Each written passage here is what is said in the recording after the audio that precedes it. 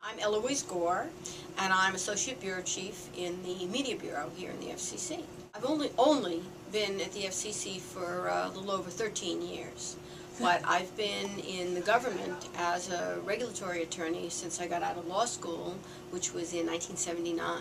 And I actually started as an intern in 1978, which is a very long time ago. And I've been in a lot of different parts of the government. Most recently, I was very involved with the digital television transition. In those years, in the middle, late 70s, the government was one of the places that women could go, because the government was much more accepting of women as attorneys, as other kinds of professionals, than the private sector was. And so it was a very, very good place. So it would be frequently the case that those of us who were in the government would be in negotiations with outside law firms, and they would be all these men in suits.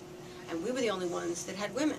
And it was interesting to watch the evolution over time as you started to see women and faces of color on the other side of the table, because it started out, the only diversity that you would see was on our side of the table, on the government side, and it finally worked into the private sector. So that was a very interesting thing to see. So when I think about Women's History Month, I think about that kind of history that I lived, and I also think about the generation of women that came before me and the half generation before me, because they were the real pioneers. They were the pioneers when they came into government, and there weren't any women in government. It was an interesting dynamic because, of course, at that time we still had some, well, let me just call them Neanderthals on the government side too, who also were like, well, what are these girls doing here? So you had a little bit of that. You know, I can remember a few people I won't name, who probably aren't around anymore, who were that way. But for the most part, it was very supportive. And the people on the other side would start out thinking like, you know, they're their little girl. We'll not to worry. And then, of course, we kept surprising them because we were pretty good.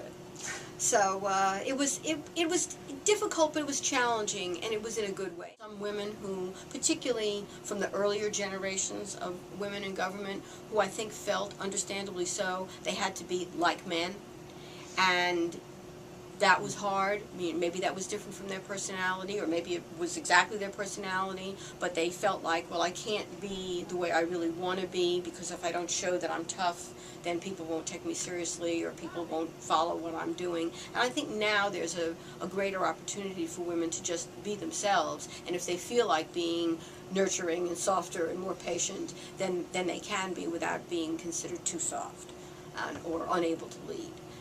And I've certainly seen a lot of women in very significant roles here who have just been remarkable leaders. But I must note that we have not had a woman as chairman of the the Federal Communications Commission. We have had several women for the FTC, where I used to be. But it's still something ahead of us here at the FCC, and I think it's getting to be time. I've been very fortunate, and I have not really had any problems throughout my whole 30-plus year career that I would attribute to being a woman. I mean, one of the things that I see that I think is very good is that women who want to have families, who want to have children, are very supported, particularly by the government. Again, that was something that the government did first, to allow women to have a chance to go and be a mother and have daycare so that they could come back and have their children near them and work part-time and job share. The women that I admire the most are the ones that are able to do that balance with the family. You know, I chose not to have children, but I respect childbearing as really the most important job. And so when I see women who are able to have a wonderful, close, consistent relationship with their children, and yet also be very effective here, particularly as managers, truthfully, I don't know how they do it, but I'm filled with admiration. The other thing that's been most interesting to see is the role of men as fathers and paternity leave, so that the women can come back to work and the men can stay home with the children. And that's a very supportive kind. Immediate past boss, Monica Desai, who was the head of the Media Bureau during the DTV transition, and she is really the exemplar of the kind of woman who can juggle having not only children, but two rather young children. And she took care of them, and she also worked 24 hours a day, as far as I could tell. So she was doing everything. She managed to pack 48 hours in a 24-hour day. I don't know how she did it. And she remained calm and nice and pleasant and supportive to us and to her staff. So I have to say that I admire her. And of course, I admire my mother. My mom is just amazing. She's 90 now. She's better on the computer than I am.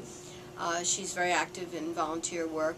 She worked with my father in an advertising agency the whole time I was growing up. She's very creative and very adaptable, drives a sports car in New York City, and she's really a phenomenal woman. So, you know, you have to just think about her. She's just great. So that's my mom.